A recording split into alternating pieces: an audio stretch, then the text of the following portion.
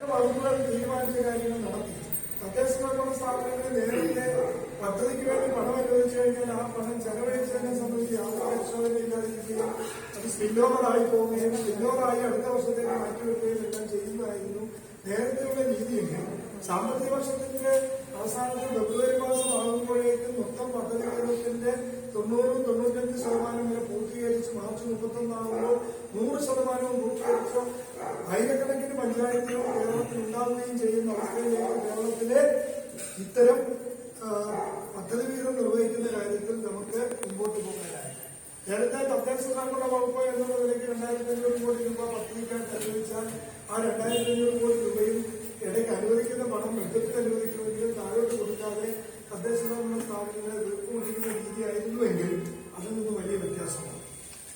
ആ വ്യത്യാസത്തിന്റെ കൂടി ഭാഗമായിട്ട് പഞ്ചായത്തുകളെയും കൂടി ചേർത്ത് പിടിച്ചുകൊണ്ടാണ് നമ്മൾ ആദ്യത്തെ ഗവൺമെന്റിന്റെ സമയത്ത് ഹരിത കേരളം, ആർദ്രം, അതേപോലെ തന്നെ ലൈഫ് മിഷൻ തുടങ്ങിയിട്ടുള്ള പദ്ധതികൾ ഈ കേരളത്തിനകത്ത് നടപ്പാക്കി. ആ 4 പദ്ധതികളാണ് കേരളത്തിന്റെ മുഖച്ഛായ മാറ്റം. ആ 4 പദ്ധതികളിലൂടെ എന്ത് വന്നു? നമ്മുടെ കേരളത്തിലെ പ്രാഥമികാരോഗ്യ കേന്ദ്രങ്ങളെ കുടുംബാരോഗ്യ കേന്ദ്രങ്ങളാക്കി മാറ്റി. ഒരു ഡോക്ടറോടൊപ്പം 2 ഡോക്ടറായി. കിടത്തി ചികിത്സയ്ക്കുള്ള സൗകര്യങ്ങൾ ഒരുക്കി. എപ്പോഴും അവശ്യ മരുന്നുകളെല്ലാം നമ്മുടെ പ്രാഥമികാരോഗ്യ കേന്ദ്രങ്ങളിൽ ലഭ്യമാകുന്ന സ്ഥിതി വന്നു. ആരോഗ്യ രംഗത്തെ വലിയ തോതിലുള്ള ഒരു കാൽവെപ്പ് നമുക്ക് അതിന്റെ ഭാഗമായി ചെയ്യാൻ കഴിയും. ലൈഫ് ഭവന പദ്ധതിയിലൂടെ 5 ലക്ഷം വീടുകളാണ് നാം ലക്ഷ്യം വെച്ചത്. ആ 5 ലക്ഷം വീടുകൾ എന്ന യാഥാർത്ഥ്യത്തിലേക്ക് പൂർണ്ണമായി എത്താൻ കഴിഞ്ഞ ഗവൺമെന്റിന്റെ കാലത്ത് തന്നെ 3.25 ലക്ഷത്തിലേറെ വീടുകൾ പൂർത്തീകരിക്കാൻ നമുക്കായി.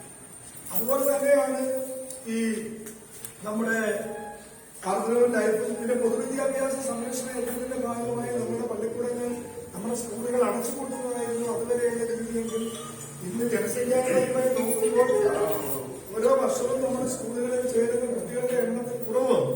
ഈ കുറവ് വന്നിട്ട് പോലും 2.5 ലക്ഷത്തിലേറെ കുട്ടികൾ എല്ലാ വർഷവും നമ്മുടെ സ്കൂളുകളിലേക്ക് പുതുതായി വരുന്ന തരത്തിൽ ഓരോ സ്കൂളുകളെയും എടുത്തുകൊണ്ട് ആ സ്കൂളുകൾക്ക് പ്രത്യേക കർമ്മ പരിപാടി ഉണ്ടാക്കി കൊടുത്ത് അതിൽ 5 കോടി രൂപ മുടക്കുന്ന ഹൈസ്കൂളുകളും ഹയർ സെക്കൻഡറി സ്കൂളുകളും, അത് കഴിഞ്ഞാൽ പിന്നെ 3 കോടി രൂപ മുടക്കുന്ന തൊട്ട് താഴെയുള്ള 7 മുതൽ 10 വരെയുള്ള സ്കൂളുകളും, അതിനാലെ 1 കോടി രൂപ മുടക്കുന്ന നമ്മുടെ താഴെ തലത്തിലുള്ള സ്കൂളുകളെയും എല്ലാം ചേർത്തുകൊണ്ട് നമ്മുടെ കേരളത്തിലെ ഗവൺമെന്റ് എയ്ഡഡ് സ്കൂളുകളെ പുനരുദ്ധീകരിക്കുന്ന ഒരു പരിപാടി നമ്മൾ കൊണ്ടുവരികയാണ്.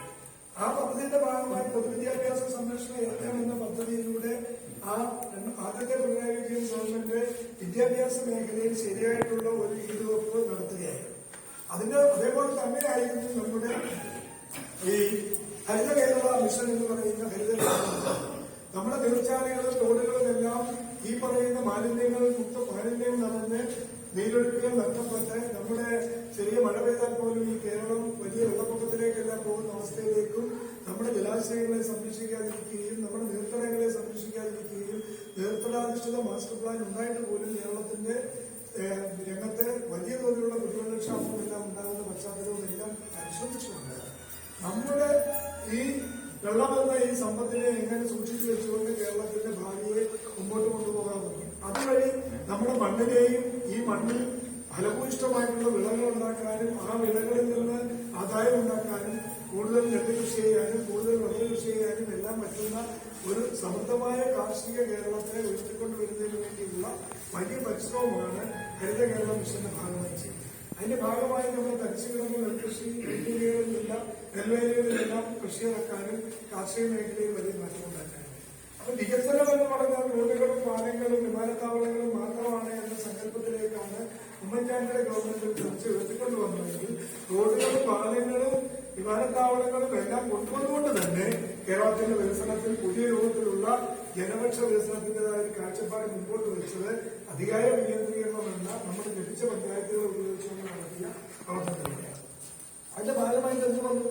വലിയ തോതിലുള്ള വികസന പ്രവർത്തനങ്ങളിൽ നാം വിട്ടുവീഴ്ചയില്ലാതെ പ്രവർത്തിച്ചു. അപ്പോൾ നമ്മുടെ കേരളത്തിലെ ഇന്നത്തെ ദേശാഭിമാനി ഉൾപ്പെടെയുള്ള പത്രങ്ങൾ എടുത്ത് നോക്കിയാൽ എന്താണ്? കിഫ്ബി വഴി കേരളത്തിൽ നടത്തിയിട്ടുള്ള ഏതാണ്ട് 1 ലക്ഷം കോടിയുടെ വികസനത്തെ സംബന്ധിച്ച് യഥാർത്ഥ രൂപരേഖയാണ് കിഫ്ബിയിലൂടെ പുറത്തു വന്നിട്ടുള്ളത്. ആ 1 ലക്ഷം കോടിയുടെ വികസനത്തിനകത്ത് എന്തൊക്കെയാണ് വന്നിട്ടുള്ളത്? ആയിരക്കണക്കായിട്ടുള്ള ആശുപത്രികൾക്കുള്ള കെട്ടിടങ്ങൾ, ഞാൻ നേരത്തെ പറഞ്ഞ സ്കൂളുകളിലെ കെട്ടിടങ്ങൾ, നാഷണൽ ഹൈവേക്ക് വേണ്ടി സ്ഥലമെടുക്കുന്നതിന് വേണ്ടി കൊടുത്ത 6,000 കോടി, ഇങ്ങനെ ഓരോന്നും അതെല്ലാം നമ്മുടെ പ്രവർത്തകന്മാര് ഇടതുപക്ഷ ജനാധിപത്യത്തിന്റെ പ്രവർത്തകന്മാർ ഓരോന്നും കുറിച്ചെടുത്ത് ജനങ്ങളെ പഠിപ്പിക്കേണ്ട ബാധ്യത നമുക്കുണ്ട് എന്ന കാര്യത്തിൽ മറന്നു.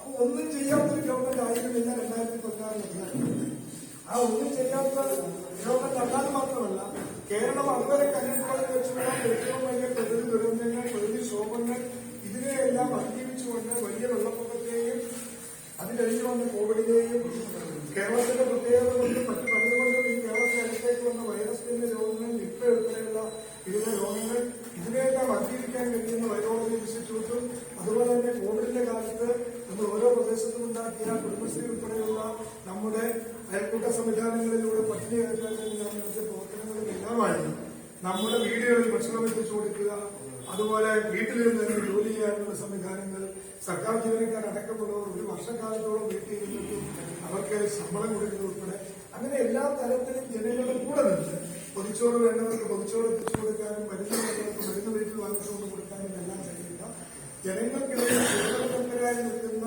ഇടതുപക്ഷ ജനാധിപത്യത്തിന്റെ പ്രവർത്തകന്മാരും പൊതുജനങ്ങളും എല്ലാം ചേർന്ന വലിയൊരു ഉത്തരവാദിത്വമായ പ്രവർത്തനത്തിന്റെ അവസാനമാണ് കേരളത്തിൽ 2021 ഇടതുപക്ഷ ജനാധിപത്യത്തിന്റെ ഗവൺമെന്റ് വീണ്ടും അധികാരത്തിൽ വന്നത്. അങ്ങനെ ഇടതുപക്ഷ ജനാധിപത്യത്തിന്റെ ഗവൺമെന്റ് വീണ്ടും അധികാരത്തിൽ വന്നപ്പോൾ അങ്ങനെ അധികാരത്തിൽ വന്ന ഗവൺമെന്റിനെ ആ ഗവൺമെന്റ് മുമ്പോട്ട് വെച്ച പ്രകടനപത്രികയ്ക്ക് ആധാരമായത് കഴിഞ്ഞ തവണത്തെ തദ്ദേശ തെരഞ്ഞെടുപ്പിൽ നമുക്കുണ്ടായ അഭിമാനകരമായ വിജയമാണ്. 27 വർഷത്തിന് ശേഷം ആദ്യമായി പെരിയ പഞ്ചായത്ത് ലഭിച്ചതുപോലെ ഈ കേരളത്തിലെ കൂടുതൽ വരുന്ന പഞ്ചായത്തുകളും ജില്ലാ പഞ്ചായത്തുകൾ ഏറെയും നഗരസഭകൾ ഏറെയും കോർപ്പറേഷനുകൾ ഏറെയും നമുക്ക് ലഭിക്കുകയും നേരത്തെ ഉണ്ടായിരുന്ന നേരത്തെ പറഞ്ഞ ലൈഫ് ഭവന പദ്ധതി എന്നത് അത് തുടർച്ചയായി മുമ്പോട്ട് കൊണ്ടുപോയി ഇന്ന് കേരളത്തിൽ 5,79,000 വീടുകൾ ലൈഫ് പദ്ധതിയുടെ ഭാഗമായി പൂർത്തീകരിച്ചിരിക്കുന്നു. വീണ്ടും കണ്ടുപിടിക്കപ്പെട്ട ആളുകളെ 3 ലക്ഷത്തോളം ആളുകൾക്ക് കൂടി വീട് കൊടുക്കാനുണ്ട്. ആ 3 ലക്ഷം ആളുകളെ തിരഞ്ഞെടുപ്പിച്ച് അവർക്ക് വീട് കൊടുക്കുന്നതിന് വേണ്ടിയുള്ള കൃത്യമായ പ്രവർത്തനങ്ങളുടെ തുടർച്ചയിൽ കേരളത്തിൽ നടക്കുകയാണ്. അതേപോലെ കേരളത്തിന്റെ റോഡിൽ കേരളത്തിന്റെ മെട്രോ റെയിൽ ഉൾപ്പെടെയുള്ള നേരത്തെ നടത്തിയ വികസനത്തിന് തുടർച്ചയായി അത് അന്നമാലികളെ നീട്ടിയതും തൊട്ടുപുഴകളാണ് നീട്ടിയതടക്കമുള്ള മെട്രോ വികസനം, അതേപോലെ കണ്ണൂർ വിമാനത്താവളത്തിന്റെ ഭാഗമായി വന്നിട്ടുള്ള മറ്റു വികസനങ്ങൾ, വിഴിഞ്ഞം തുറമുഖത്തിന്റെ ഭാഗമായി വന്നിട്ടുള്ള വികസനങ്ങൾ, നമ്മുടെ റെയിൽവേ മേൽപ്പാലങ്ങൾ, റെയിൽവേ മേഖലയിൽ നാം വലിയ ലക്ഷ്യബോധ ബോധത്തോടു കൂടി കൊണ്ടുവന്ന സിൽവർ ലൈൻ എന്ന് പറയുന്ന പദ്ധതിയെ അവർ പൊളിച്ചു കളഞ്ഞെങ്കിലും കേരളത്തിലടക്കം ഇന്ന് റെയിൽവേ യാത്രാരംഗത്ത് അനുഭവിക്കുന്ന പ്രയാസങ്ങളെ കുറിച്ച് കിടക്കുന്നതിന് വേണ്ടി സംസ്ഥാന ഗവൺമെന്റ് നടത്തിയ വലിയ ഇടപെടൽ ഇന്ന് നമ്മുടെ കാസർഗോഡ് കുമ്പളയിൽ നിന്ന് പാഠശാലയിലേക്ക് യാത്ര ചെയ്യുമ്പോൾ ആ യാത്രയിൽ ഒരു തവണയെങ്കിലും യാത്ര ചെയ്തിട്ടുള്ള ആളുകൾക്കറിയാം കോഴിക്കോട് നിന്ന് തൃശ്ശൂർ എത്തുന്നതിന് നേരത്തെ 4-5 മണിക്കൂർ വരെ റോഡിൽ കിടക്കുന്ന സ്ഥിതിയാണെങ്കിൽ കൃത്യമായി 1.5 മണിക്കൂറോ 1.25 മണിക്കൂർ കൊണ്ട് വരാനും ഈ ഇപ്പോൾ നടക്കുന്ന രാഷ്ട്രീയയുടെ വികസനം അതിന്റെ ഒന്നാമത്തെ ഉദ്ഘാടനം ഇപ്പോൾ ജനുവരി മാസത്തിൽ കേന്ദ്ര മന്ത്രി നിതിൻ ഗഡ്കരി ഉദ്ഘാടനം ചെയ്യുമ്പോൾ അത് എപ്പോൾ പൂർത്തീകരിച്ചാലും